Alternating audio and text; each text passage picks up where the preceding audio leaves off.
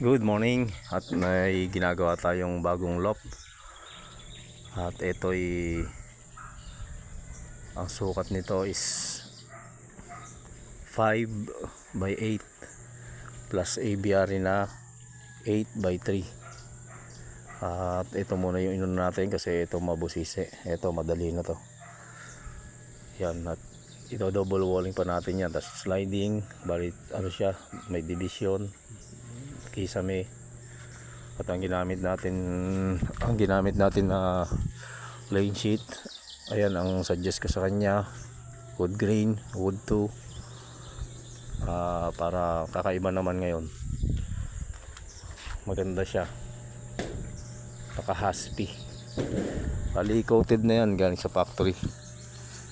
Yan, pati bubong yan ganyan pa rin. Medyo malaki, mabigat. Bahala na si Batman sa pagdi-deliver. Ayan. Update lang pagka okay na. At ito ay matagal-tagal pa to, mga 4 days pa siguro to, 3 to 4 days. Alright, thank you.